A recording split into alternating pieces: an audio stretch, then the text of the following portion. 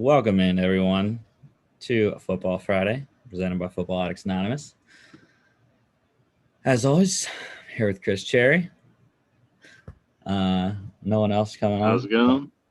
on. Low-key Friday. That's right. But yeah, bunch of news to go through here. We now have the NFL schedule, which I didn't have a plan to talk too much about, but we can if we feel so inclined.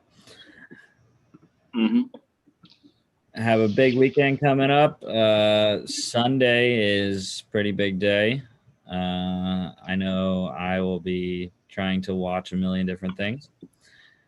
FCS National Championship on Sunday. You got the Preakness Stakes. You got Stanley Cup playoffs starting tomorrow, actually.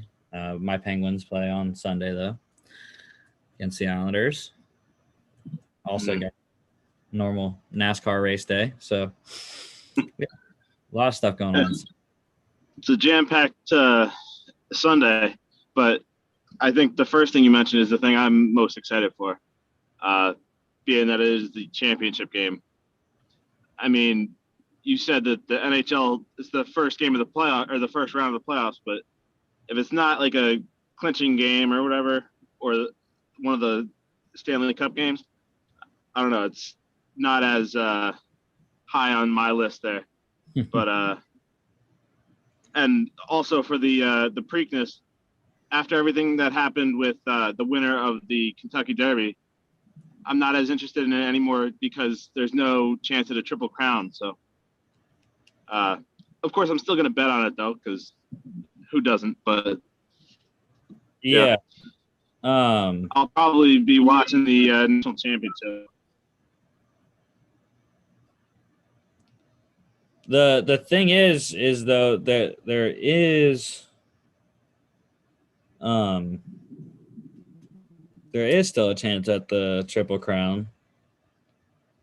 As far as I know, I did not hear anything about Medina Spirit getting disqualified for the Kentucky Derby, and Medina Spirit is running at the Preakness. So, well, if it does run, then there's a chance. But I don't know. I kind of think that before the race, it will get disqualified.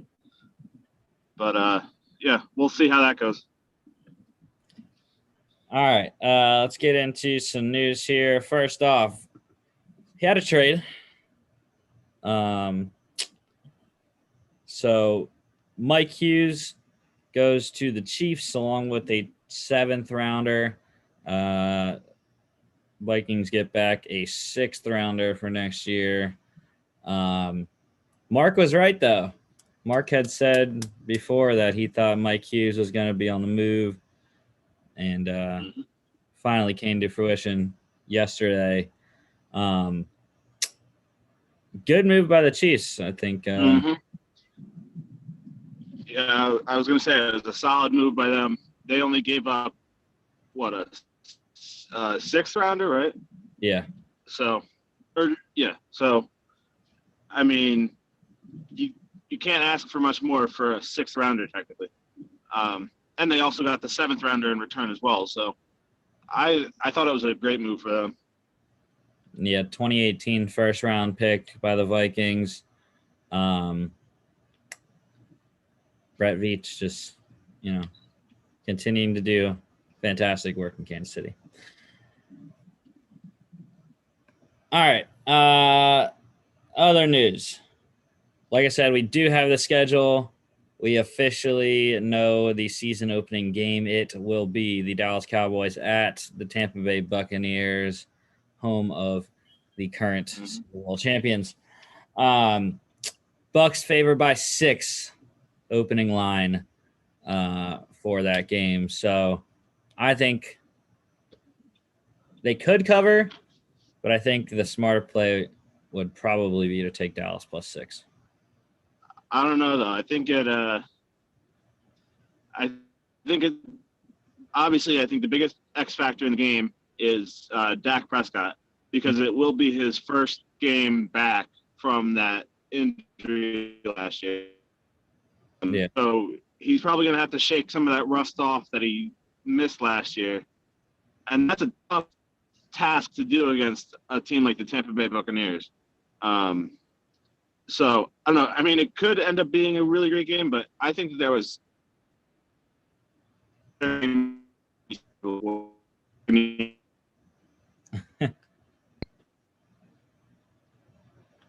Going through a dead spot. Always love it.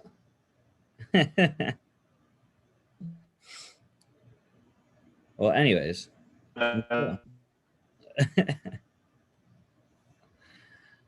Until Chris gets unfrozen. Yeah, I do agree. It could go either way. But like I said, I think Dak coming back will help the Cowboys that much. And they, depending on how the line moves, they should be able to cover, especially if it moves up. You know, if they're getting more points, definitely would love to see something in the 8, 9, 10 range. I think that would be a definite hammer on the underdog bet spread for the Cowboys there. Is Chris back? Can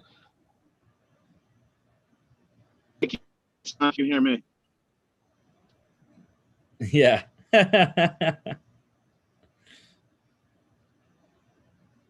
Keep getting froze.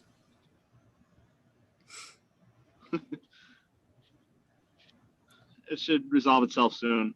But yeah, that was I don't know. Like I said, I'm not sure how I feel about that being the first game of the season, but either way, I'm excited because that will mean that the season has started. Yeah. Yeah. Also announced the preseason schedule, which I know a lot of people don't like preseason. I love watching preseason. You get to see guys that you're not going to see in the regular season. You get to see what depth your team has, and especially you also get to see, your team's future with, some of the mid to late round guys that probably aren't going to start right away or might have to take a year or two to get ready, and eventually could be starters for your team. So that the preseason kicks off with the Hall of Fame game. I know it is the Steelers Cowboys. That is August 5th at 8 o'clock on Fox. Now the Bucks Cowboys game, that is September 9th, 8:20 p.m. on NBC, and it actually jumped to 6.5 now. Hopefully it keeps going up, and then we can play the Cowboys plus spread.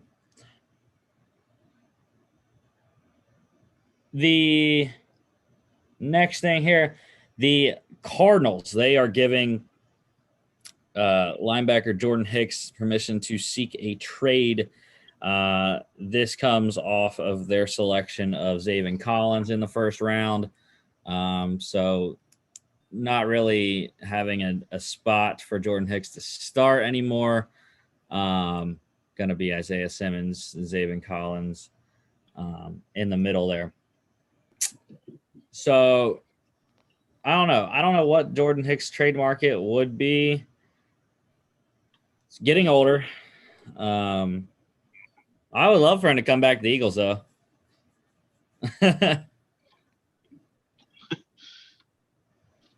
I mean, that would be a decent landing spot for him. But yeah, I think he needs to go to a team that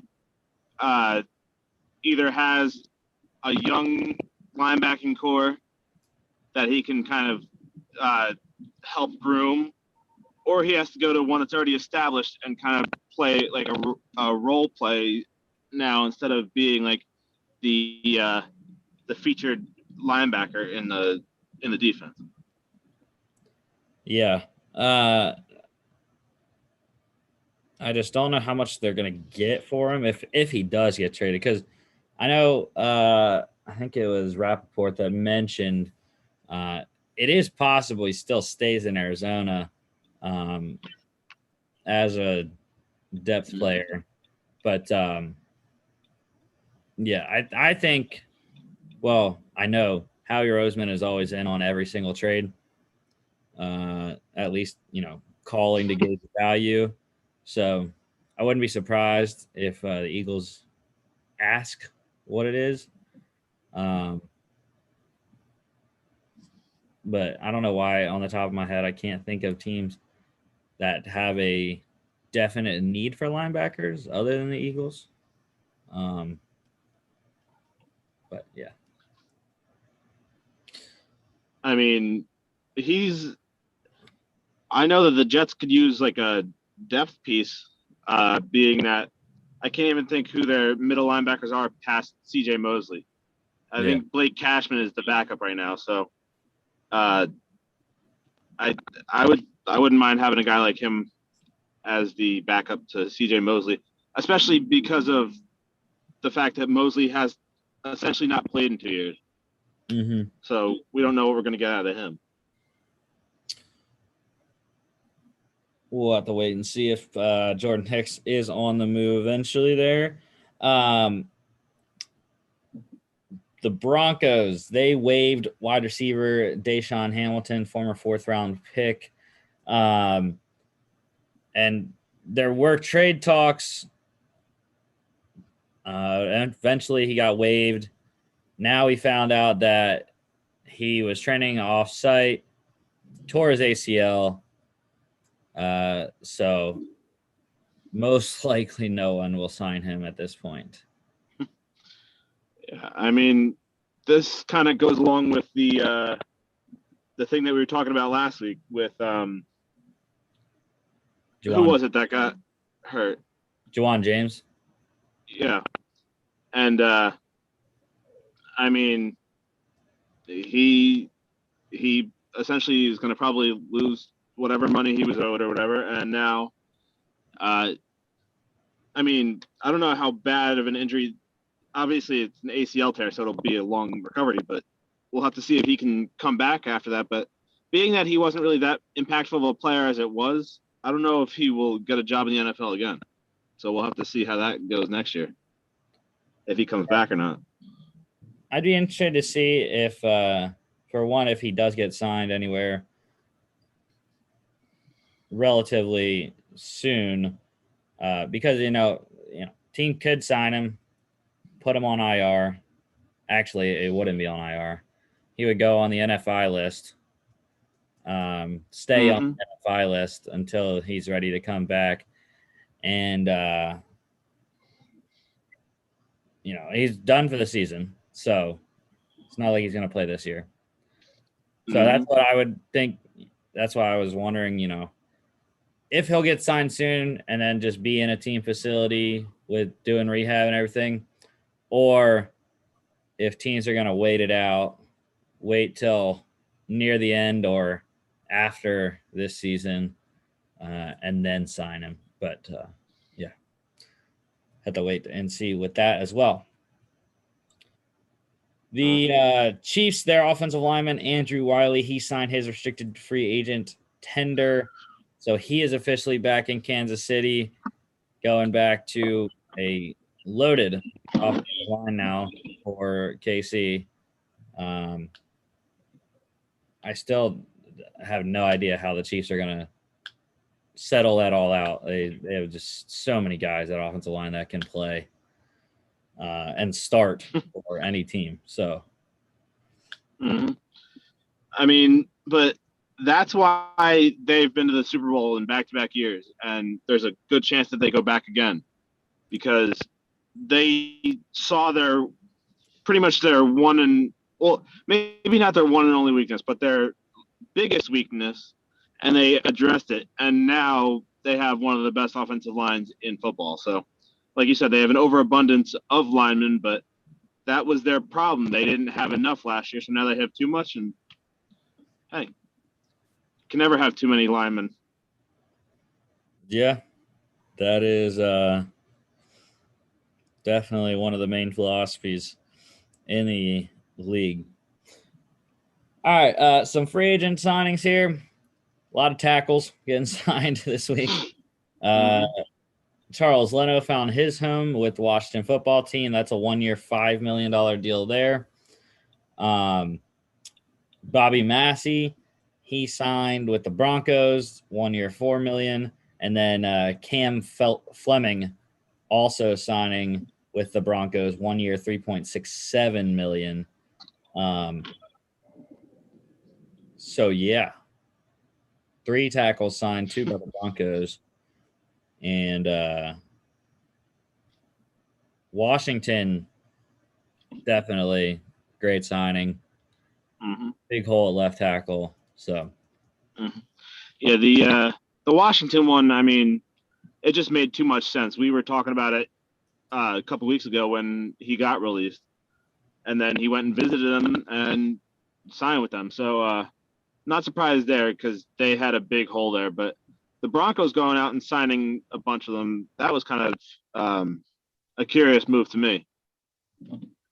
But again, it goes back to what I just said about the Chiefs. You can never really have too many.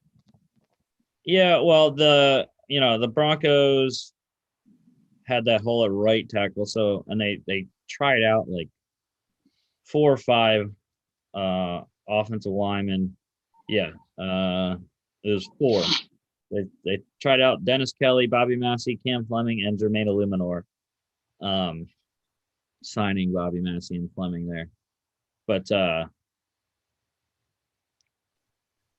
yeah, I think Bobby Massey will start at right tackle for them. If he doesn't work out, then we'll just put Cam Fleming in. So or whoever is under center there. Hopefully they can protect them. Mm-hmm. Colts had a pair of signings as well. They signed Cowboys defensive tackle Antoine Woods to a 1-year deal. Also on a 1-year deal, Bears kicker Eddie Pinheiro, which again, I just didn't understand why they were signing the kicker when they have Hot Rod, Rodrigo Blankenship, who had a fantastic rookie season last year. Yeah, I don't know. I mean, that was an interesting move. Obviously, like you said, Rodrigo Blankenship had a great season last year, but I don't know. Maybe the Colts see something we don't, or they just think that Pinheiro has a better long term is a better long term fit for them. But I don't know. We'll have to see. I mean, I assume it's going to be a training camp battle and stuff, and no matter what, I think that Rodrigo Blankenship will be on an NFL team next year.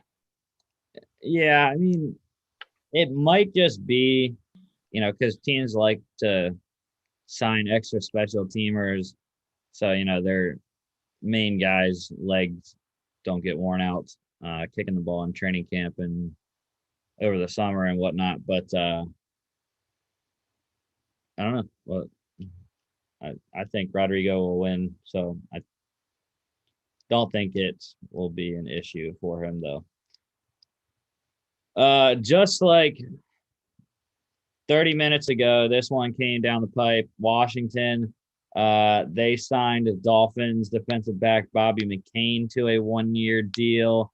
Again, pretty good signing for Washington. Bobby McCain, captain in Miami there. They needed secondary help anyways.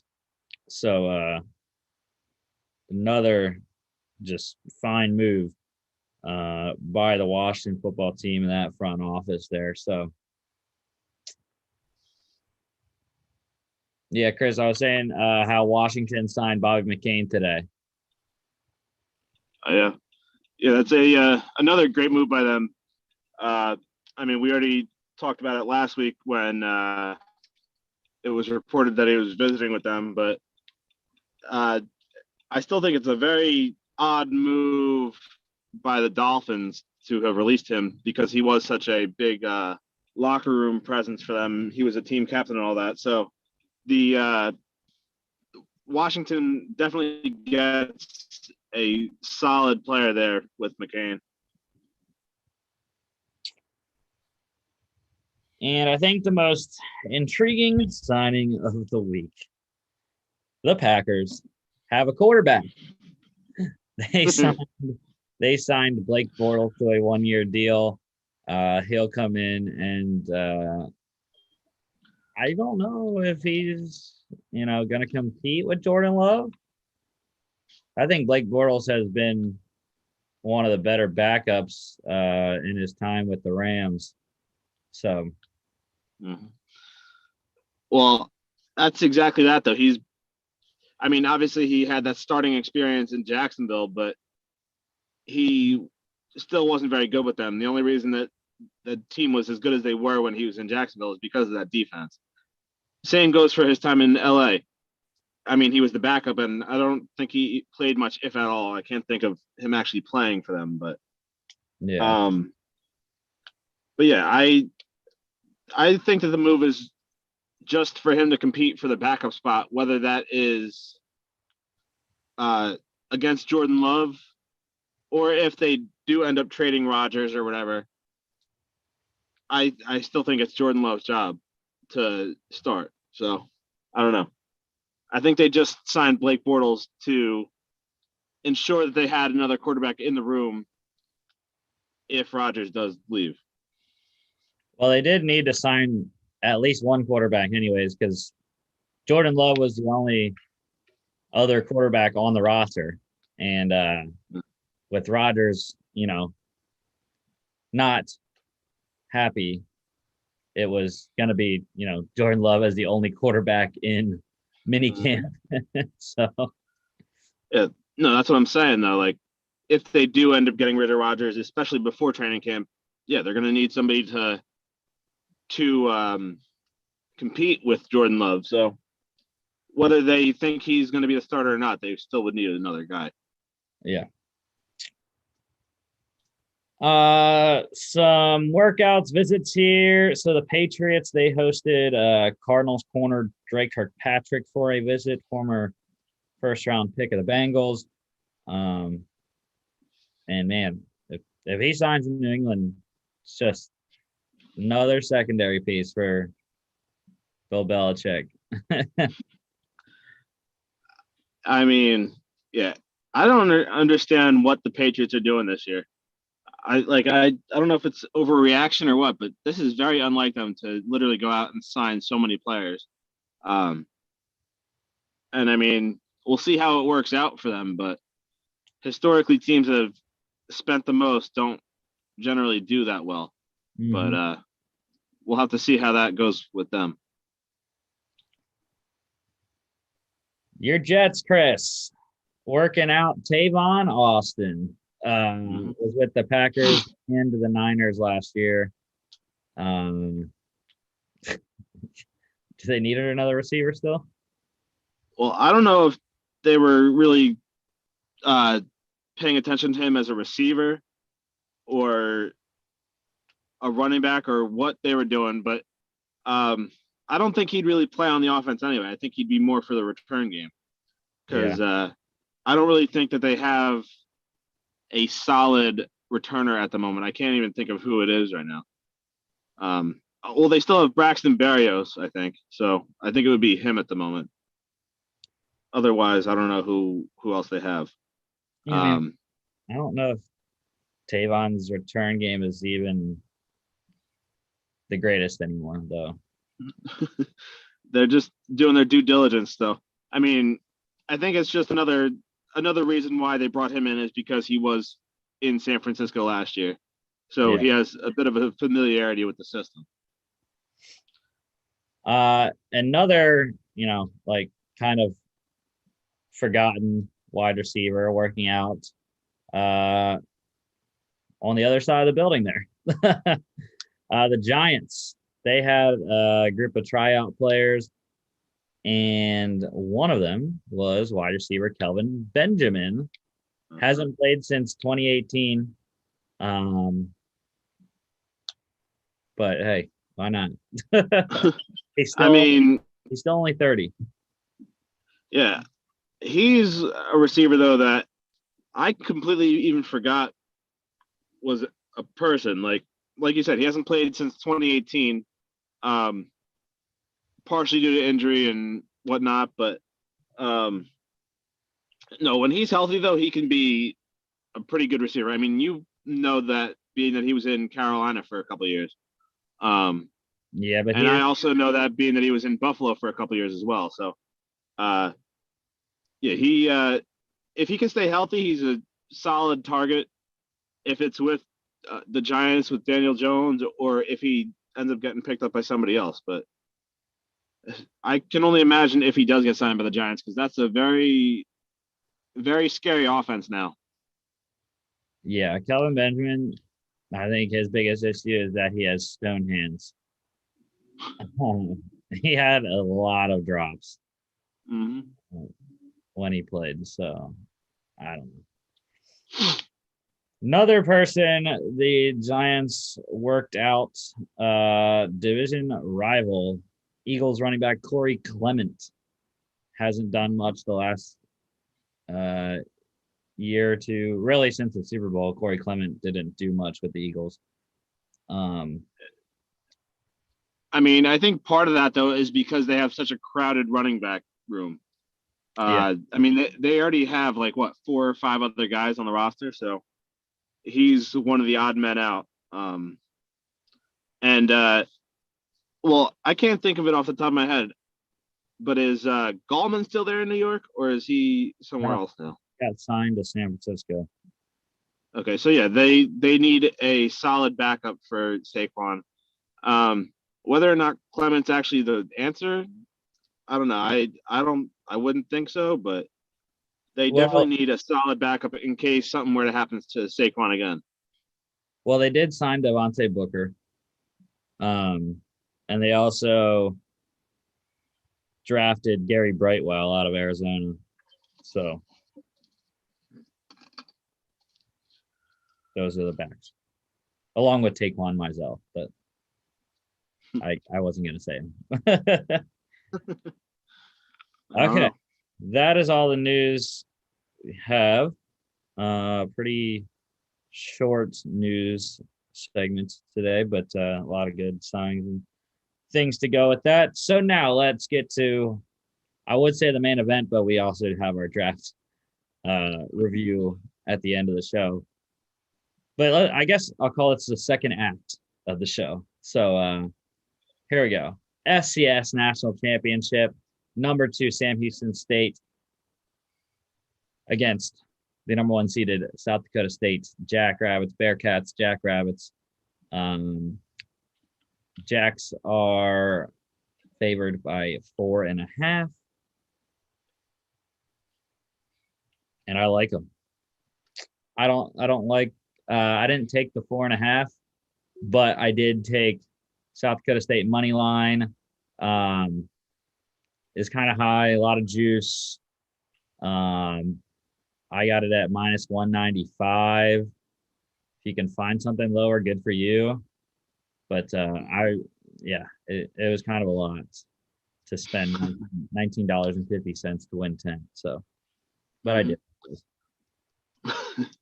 Yeah, I don't know about this one. I mean, you said you didn't go for the spread. I don't think I would either. I honestly even might say that I would take Sam Houston in this one. I just think that they've had. I mean, we kind of previewed it on Monday's show, but they've just had the more battle tested schedule, the more the tougher road to get there. So I think that because of that, I think they have the advantage here. And even though it's at a quote unquote neutral site, it is in Texas still. So it's, in a sense, it's a home game for them, which I think is an advantage for them too. And yeah, I think that Sam Houston has the better overall team as well, even though they were the number 2 and South Dakota State is the number 1. But yeah, I mean, record isn't everything, but they are 9-0, and South Dakota State is 8-1. So South Dakota State does have that one loss that they had earlier this year. But I don't know. I think all signs just to me point towards Sam Houston. Well, these teams have never played before. So we'll see what happens the first time ever. My thing is, yes, Sam Houston State has played the tougher schedule in the playoffs. You know, wins over Monmouth, North Dakota State, and James Madison. South Dakota State beating Holy Cross, Southern Illinois, and Delaware. My thing is, though, all 3 games for Sam Houston State, they've been very close, 1-score games. And the first 2, they were out to big leads, 3-score leads, 21-0 against Monmouth, 17-0 against North Dakota State. Let their opponent come back into the game and made it a close game at the end. But South Dakota State, on the other hand, they've only played 1 close game in the playoffs. That was against conference foe Southern Illinois, where they were down and had to come back in that one. The other 2 games, though, they've blown out Delaware and Holy Cross, only allowing 3 points in each of those 2 games. So I think the defense has been a surprise for me for South Dakota State. Sam Houston State's defense also surprised me because I thought they were better than what the amount of points that they've been giving up in the playoffs. Offensively, they haven't really, the regular season offense that they were either. They were scoring around 45 points a game in the regular season. Get to the playoffs, their highest score was last week, 38. The other 2 games, I believe they scored in the 20s. Yeah, it was 21-15 and 24-20. So, yeah. I just think last week showed a lot on how South Dakota State's going to game plan for Sam Houston because James Madison ran all over the Bearcat defense. You know, Percy J. Obethe had 98 yards. They ran for a total of 159. So not, too bad, too much. But I think they're going to have an issue with the running game for South Dakota State. Pierre Strong, Isaiah Davis, Mark Gronowski, the quarterback. They're not going to ask Gronowski to throw the ball too much. I think this is going to be a ground and pound game. They're going to look to break off big runs, and that's how they're going to win. They're going to limit the possessions for Eric Schmidt and the Sam Houston offense. We'll have to see on Sunday. We'll have to see which one of us is right because it seems like we're on opposite sides here. Yeah. One other thing, the Sam Houston defensive line is bigger than Delaware, who South Dakota State played last week. So that might be a factor, but I still think Jacks get it done, win their first ever FCS National Championship. Both teams going for their first ever title. So, yeah. Sunday, 2 p.m., national TV on ABC.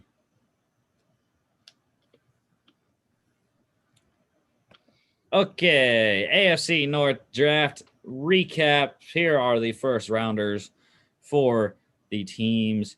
We have Jamar Chase, number 5 overall to the Bengals. Najee Harris, number 24 overall to the Steelers. Browns getting Greg Newsome, number 26. And then the 2 first-rounders for the Ravens, Rashad Bateman at 27 and Odafe Owe, 31st overall. So let's start with the Bengals. Their entire draft was, like I said, started off Jamar Chase at 5 out of LSU. Second round, they went guard Jackson Carman out of Clemson. Third round, edge rusher Joseph Osai out of Texas. Fourth round, they had 3 fourth-rounders. Edge rusher Cam Sample out of Tulane. D-tackle Tyler Shelvin out of LSU. Offensive tackle Deontay Smith out of East Carolina. Fifth round, kicker Evan McPherson out of Florida. Sixth round, center Trey Hill out of Georgia. Also in the 6th, running back Chris Evans out of Michigan. And then 7th round, edge rusher Wyatt Hubert out of Kansas State. So go ahead, Chris, because Steelers are second, so I'm going to talk about them first. I mean, overall, I think that they had a solid draft. Obviously, their first pick being Jamar Chase, I think that's a very smart move on their part. Obviously, before the draft, a lot of people had them going with Penei Sewell, which also would have been a great pick. But reuniting Joe Burrow with one of his college receivers there, I think was a really good move. And then I wasn't too high on their second pick, though, Jackson Carman.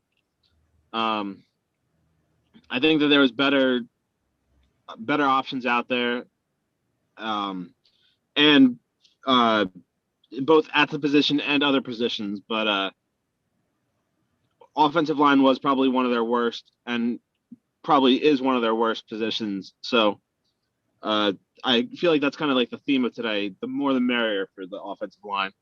Mm-hmm. Joseph Osai, number 69 overall, was a pretty good steal for them, I think. I think he'll fit in nicely there on their defensive line. Same with Cameron Sample. They went back-to-back there with number 69 and number 111 there with defensive ends. And then they tripled down on the defensive line, going with another LSU product with the Tyler Shelvin there at 122. So they're really trying to build their defensive line there, which I think is fine. I mean, they lost Lawson to the Jets this past offseason, and then they signed Trey Hendrickson. Trey Hendrickson. Thank you. I couldn't think of him. So they're just adding all the depth to their defensive line, which I think is a solid move, especially being in the division that they're in.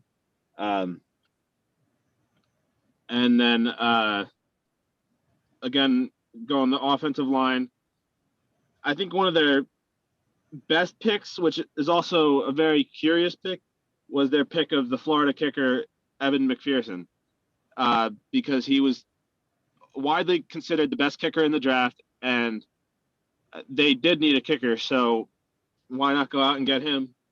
And I think he'll work out pretty well for them.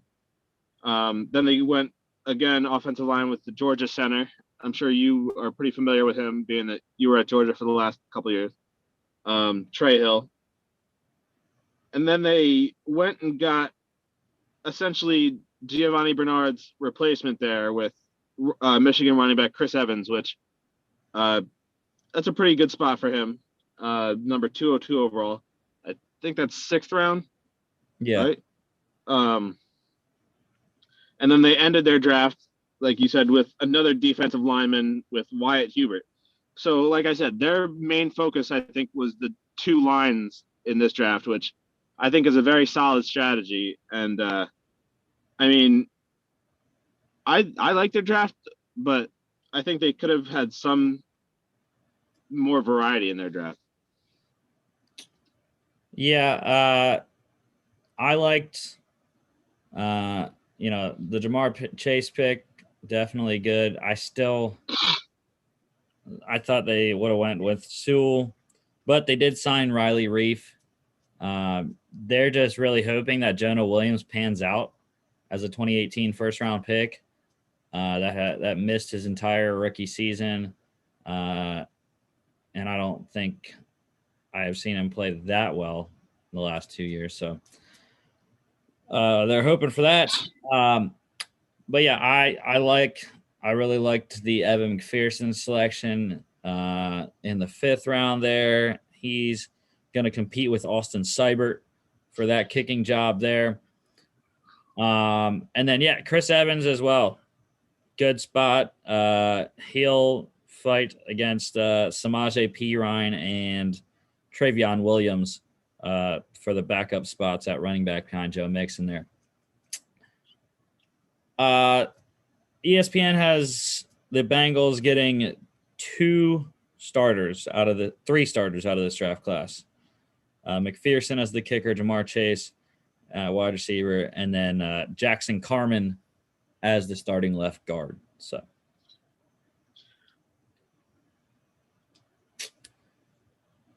okay. On to the Pittsburgh Steelers. So, really liked their draft. First round went running back Najee Harris out of Alabama. Second round, tight end Pat Freiermuth out of Penn State. Third round, they had him on NFL.com as a guard, but he's going to play center for the Steelers. Kendrick Green out of Illinois. Fourth round, 2 fourth-rounders, offensive tackle Dan Moore Jr. out of Texas A&M. Also out of A&M, linebacker Buddy Johnson. 5th round, edge rusher Isaiah Loudermilk out of Wisconsin. 6th round, Quincy Roche out of Miami, edge rushers for Loudermilk and Roche.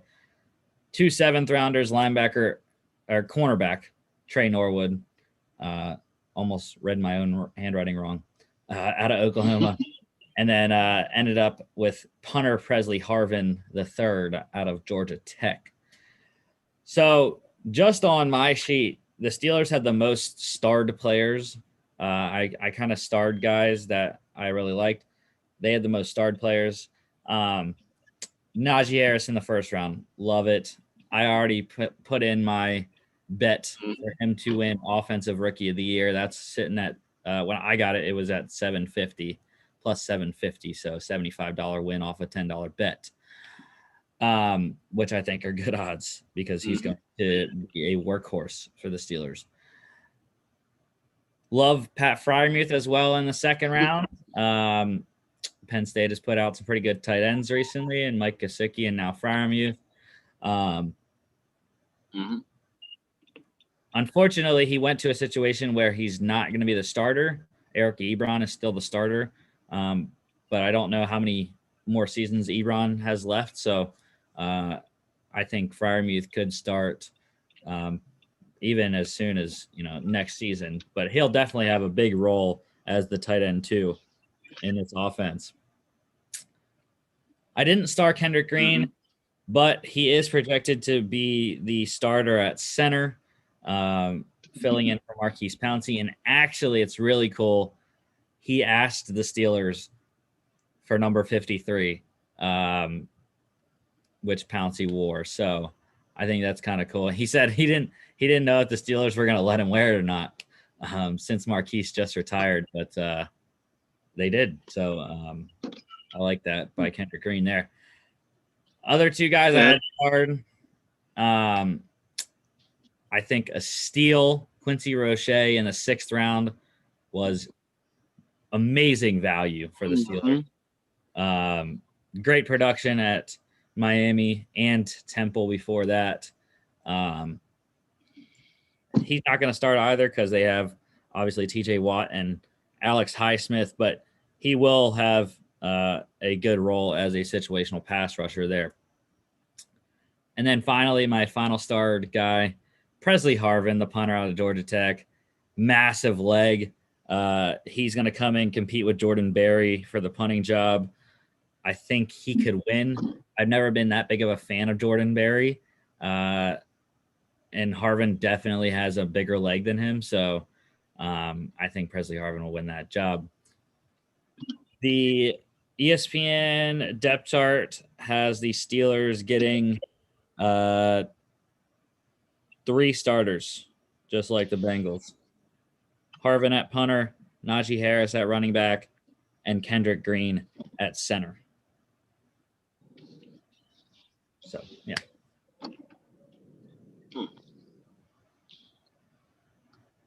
Yeah, I mean, the Steelers had a really great draft, I think, at least. I mean, you already highlighted all the names, but obviously Najee Harris is probably one of the biggest ones, being that he was the first pick, and he was the first running back off the board. And like you also said before, he's a Rookie of the Year candidate, so a lot of eyes will be on him this year. And I think he will be featured heavily in that Steelers offense, especially with Big Ben being as old as he is, this potentially being his final season. So they're probably going to use Harris a lot more than they normally would at the running back position because they want to save Ben's arm for the long run, the whole season there. But I think their best pick, though, even though he's not going to start right now, I think their best pick was Quincy Roche there, because I think he was one of the biggest steals of the entire draft, being that he went so late. And he's that third piece in that three-headed monster coming out of Miami there. The other two I think will be starters right off the bat, obviously, but he might have to play a role for at least a couple, at least this season, maybe next season, who knows. But and then the other guy that you mentioned too, with Pat Freiermuth, he again, same situation as Roche. Even if he doesn't start this year, I think he'll still make a big impact this year and even beyond. Once Ebron is off the team, I think he'll be a solid starter for them at the tight end position. Something that they've lacked ever since Heath Miller, like 5-6 years ago now? Yeah. So I think that they overall had a really solid draft. Yes, I would agree. I liked all three of my team's drafts this year. So, all right, moving on to the Browns here.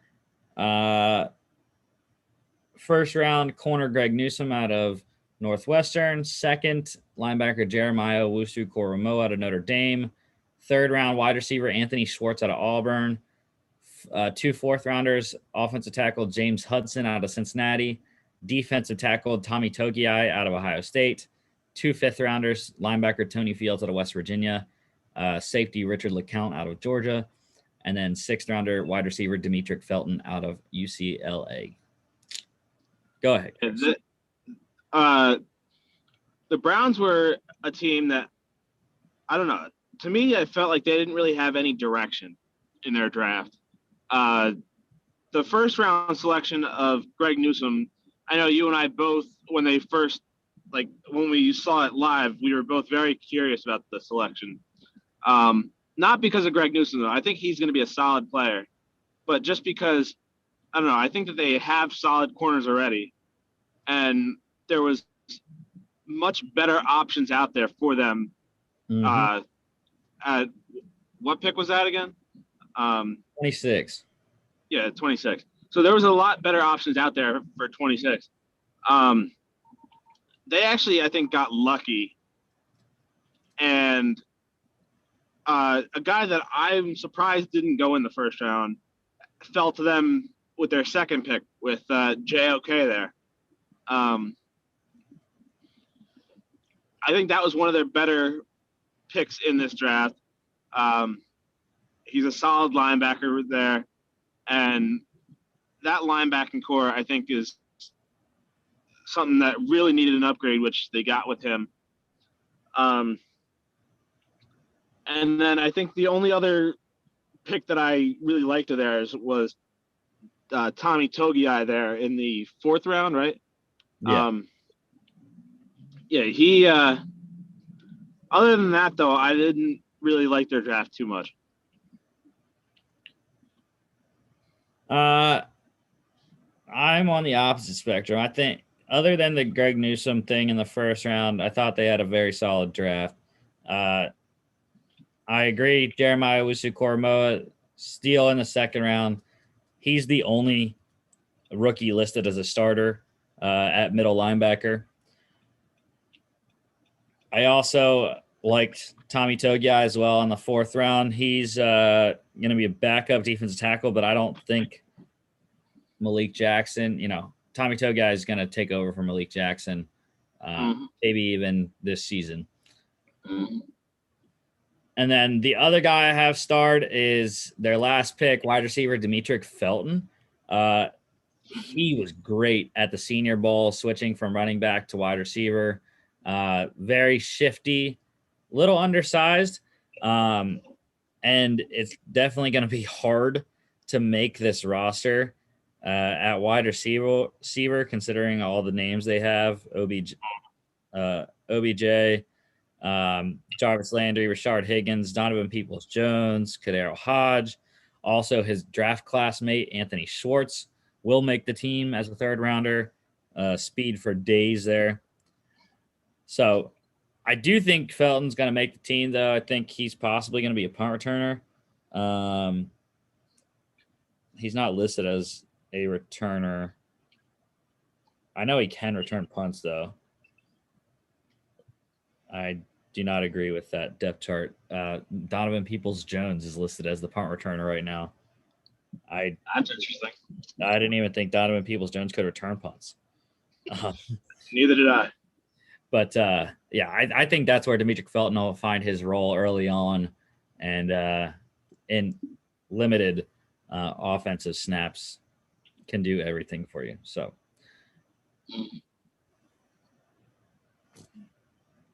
All right.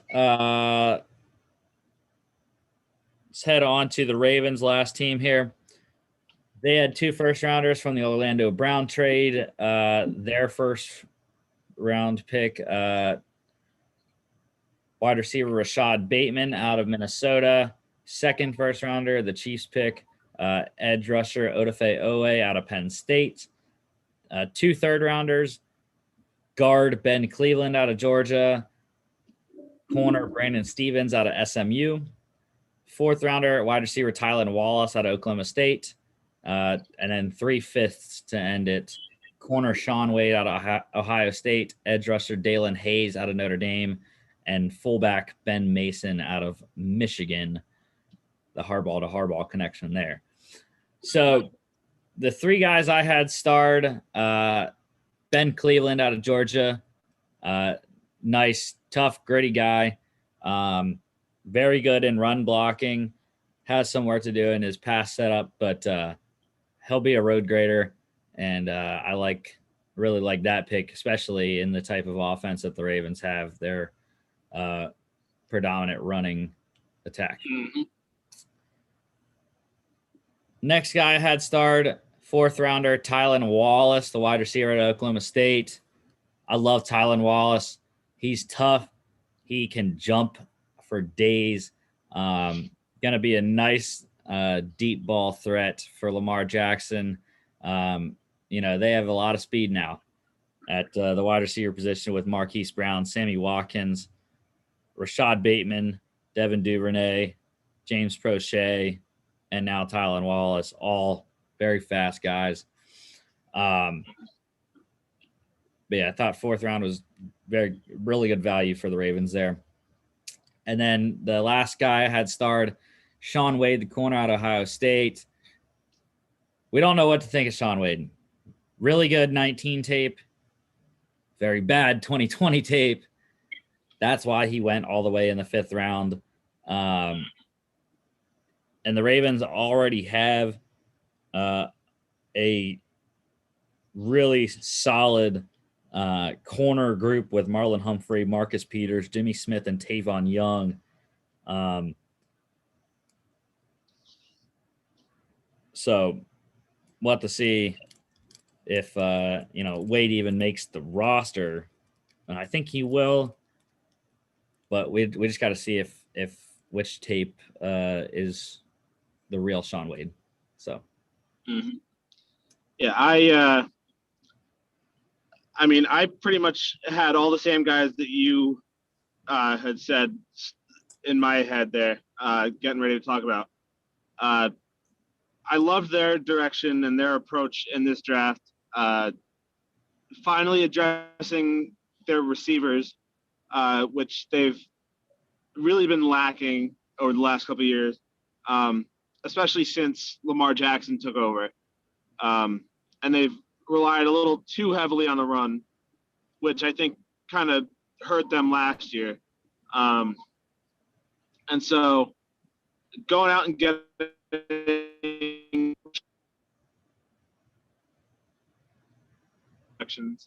especially like you said, Tylan Wallace there in the 4th round. Um, and then I love the selection of Ben Cleveland. I think he's a solid offensive lineman there. And I do find it ironic that his last name is Cleveland and they play against Cleveland twice a year. So I'm sure that'll be some sort of storyline, especially in the first game that they play against them.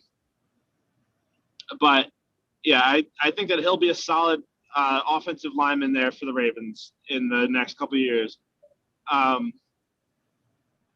then the other guy that you mentioned too, with Shaun Wade there, they do have a very solid secondary already. But like you said, if they can get the 2019 version of Shaun Wade, I don't see why he wouldn't make the team. I don't really know either way. I don't know if he'll make an impact right away. He might just be a depth piece / special teams guy for the first year or two. But I think he has the potential to take over and be a very solid starter for them in the future.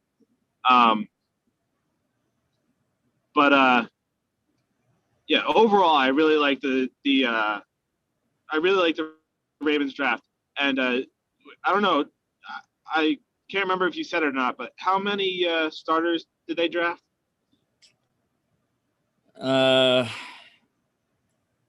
They have, let's see, 2.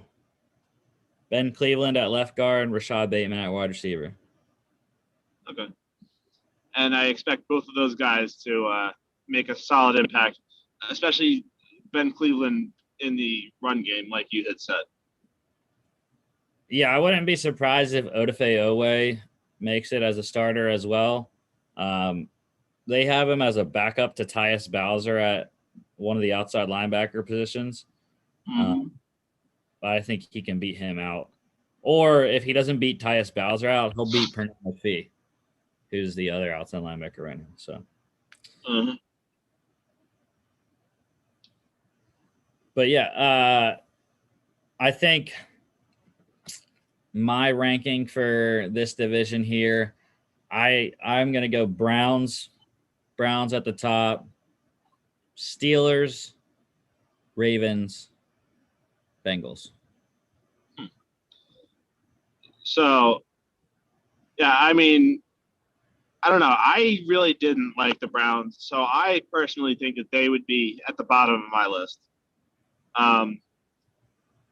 Other than that, though, I think I'd have the other 3 in the same order that you did. I think Steelers number 1, Ravens number 2, and Bengals number 3. I didn't like the Browns draft really. I don't know why necessarily, but I just didn't really like it. All right. Well, next Friday, I had this wrong.